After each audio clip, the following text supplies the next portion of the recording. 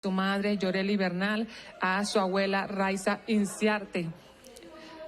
Apreciamos entonces allí este emotivo acto que da cuenta de la solidaridad, del derecho fundamental a la vida, a la independencia, el derecho fundamental a la libertad plena de una pequeña niña venezolana que fue arrebatada de las manos de sus padres. Allí vemos entonces los presentes, los regalos, las alegrías,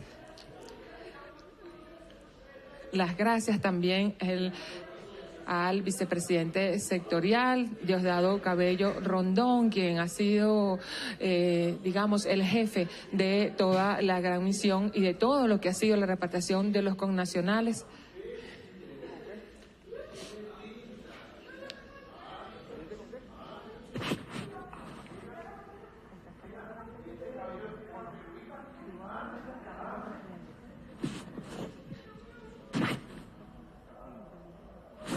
Vemos allí entonces ese abrazo fraterno del presidente Nicolás Maduro, visiblemente emocionado, lleno de alegría, porque es también el sentimiento de padre, más allá de toda la gestión de jefe de Estado, de la garantía de los derechos fundamentales, como ya lo hemos comentado, pero es también el sentimiento del padre, del abuelo, que abraza a la niña Maykelis Espinosa, y en ese abrazo, el abrazo de toda Venezuela a esta noble causa, a esta justa causa.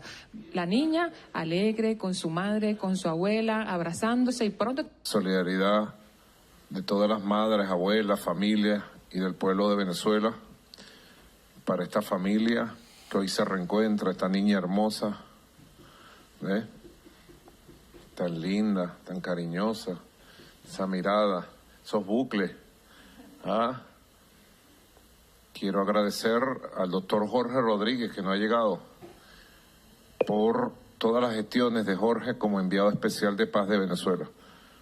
Hasta la 1 de la mañana estuvimos, bueno, trabajando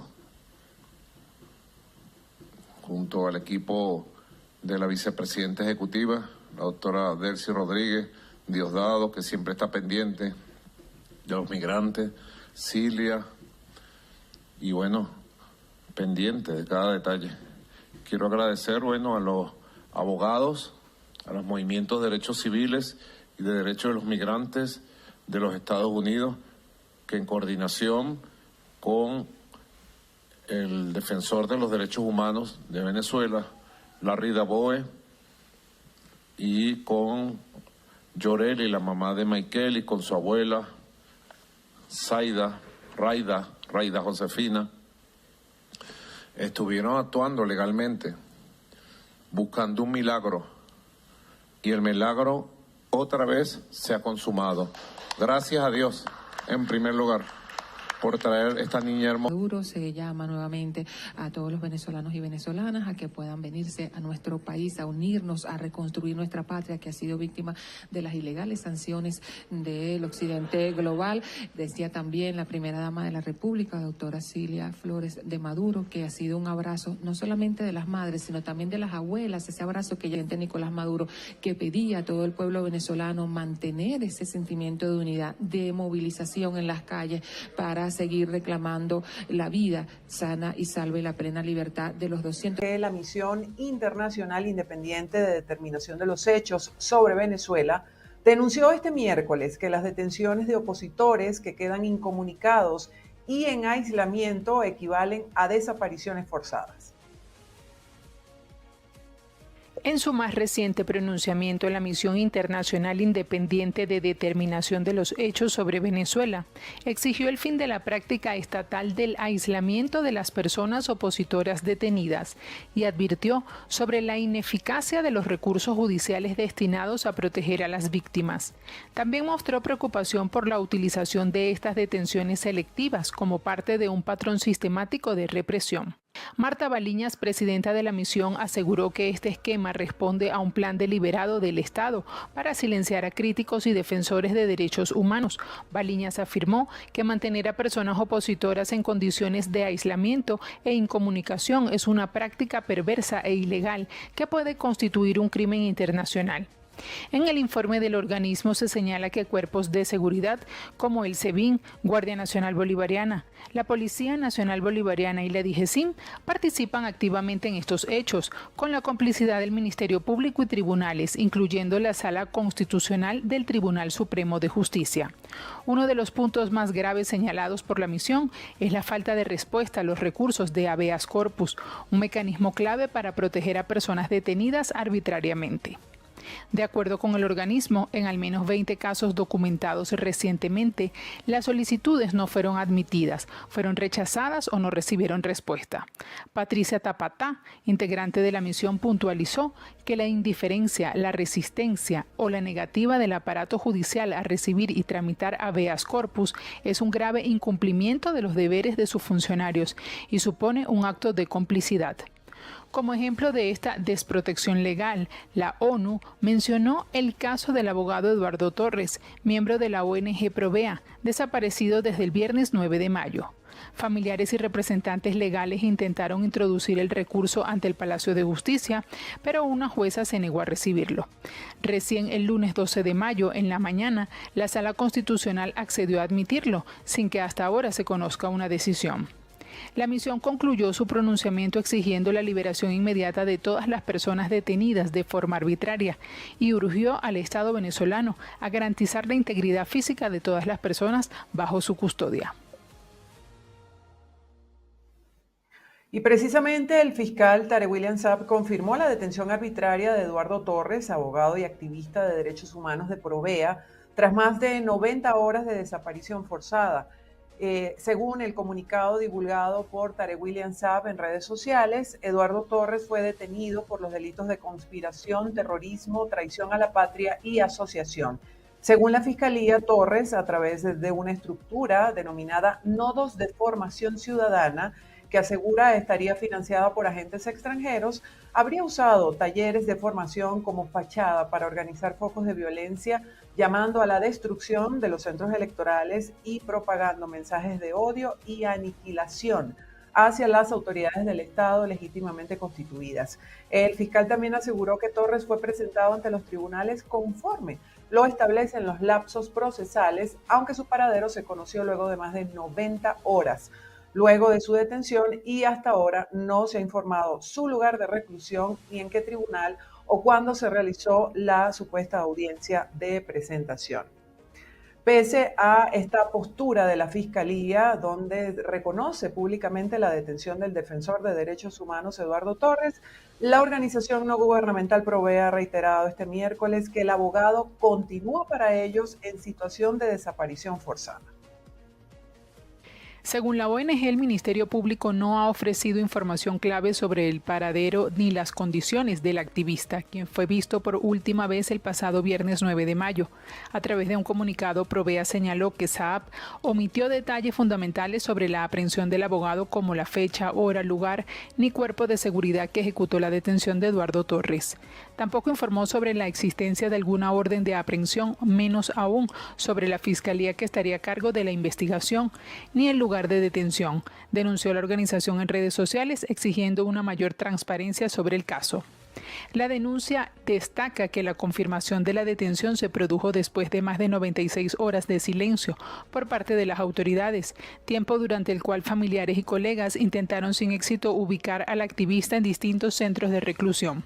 Provea también cuestionó por qué, si las autoridades tenían conocimiento de su detención, no facilitaron el contacto con sus familiares ni permitieron el acceso a abogados tal como lo establece la Constitución Nacional. La organización reiteró que no basta con el reconocimiento público de que Torres está bajo custodia estatal y aseguran que el activista de derechos humanos se encuentra en desaparición forzada, toda vez que sus familiares y abogados de confianza no han podido constatar su paradero y condiciones de salud, subrayó Provea. Nos vamos a las regiones de Venezuela. 3 pescadores se encuentran desaparecidos desde el pasado viernes 9 de mayo, cuando zarparon en una lancha desde las costas del estado Aragua. Los pescadores partieron del muelle La Boca, ubicado en Ocumare de la Costa, municipio Costa de Oro, en el estado Aragua. De acuerdo con las fuentes oficiales, los tripulantes salieron a pescar a las 8 de la mañana aproximadamente, hacia las zonas acuáticas que están entre Puerto Maya y Puerto Cruz, pertenecientes al litoral aragüeño. Los 3 pescadores fueron identificados como Divani Acacio, Luis Mijares y Andri Chávez, quienes viajaban en la embarcación Mi Gran Esfuerzo, con matrícula ADKN PE 0308. La lancha y sus tripulantes debieron retornar el pasado sábado 10 de mayo, sin embargo no ocurrió y fueron reportados a las autoridades como desaparecidos. De momento, funcionarios de distintos organismos se han activado para realizar la búsqueda correspondiente. Más de 7 embarcaciones se han internado en el mar y han efectuado recorridos en zonas marítimas de Aragua, Carabobo, La Guaira y Falcón, pero hasta el momento sin señales de los pescadores. También se ha puesto a disposición de estas operaciones un helicóptero de la Policía Nacional Bolivariana. Días atrás, 2 pescadores también fueron reportados como desaparecidos en las costas de Aragua. Sin embargo, las autoridades los encontraron con vida después de haberse quedado accidentados mar adentro. En Ciudad Bolívar, un hombre fue asesinado de múltiples puñaladas cuando compartía en un local ubicado en el barrio Venezuela. Carlos Zuniaga tiene los detalles. Sí, gracias por este contacto. De acuerdo con un informe preliminar del 6CPC, la víctima, identificada como Ulises José Pereira Abache, de 46 años de edad, sostuvo una discusión por razones hasta ahora desconocidas con un hombre de 44 años, a quien la policía ha identificado como el presunto autor del crimen. El reporte policial, basado en entrevistas con testigos, revela que el sospechoso apuñaló múltiples veces a Pereira, quien falleció en el sitio. El lunes 12 de mayo, agentes del Cuerpo de Investigaciones Científicas, Penales y Criminalísticas arrestaron a quien testigos y pesquisas señalan como posible responsable del crimen y a otro hombre de 45 años que habría colaborado en el homicidio al suministrarle el cuchillo que el presunto victimario usó para consumar el delito y que ya fue colectado como evidencia por los agentes de la Policía Científica. Ahora los señalados permanecen arrestados en la sede del 6CPC de Ciudad Bolívar y a las órdenes de la Fiscalía Cuarta del Ministerio Público. En Bolívar, Carlos Zuniaga, BPI TV. Este miércoles entró en vigor la rebaja de aranceles entre China y Estados Unidos para frenar así la guerra comercial. La rebaja arancelaria acordada entre China y Estados Unidos entró en vigor este miércoles tras el pacto temporal alcanzado el fin de semana en Ginebra. Ambos países anunciaron que reducirán los aranceles durante 90 días. China lo hará del 125% al 10% para productos estadounidenses y Estados Unidos del 145% al 30% para bienes chinos. Pekín anunció que el recorte de gravámenes sería efectivo a partir de las 12:01 de este miércoles, hora local. En las conversaciones en Ginebra, China se comprometió también a eliminar las represalias como restricciones a tierras raras y sanciones a empresas como DuPont. Washington, por su parte, retirará aranceles recientes, aunque mantendrá los aplicados antes del 2 de abril, en parte por el rol de China en el tráfico de precursores de fentanilo.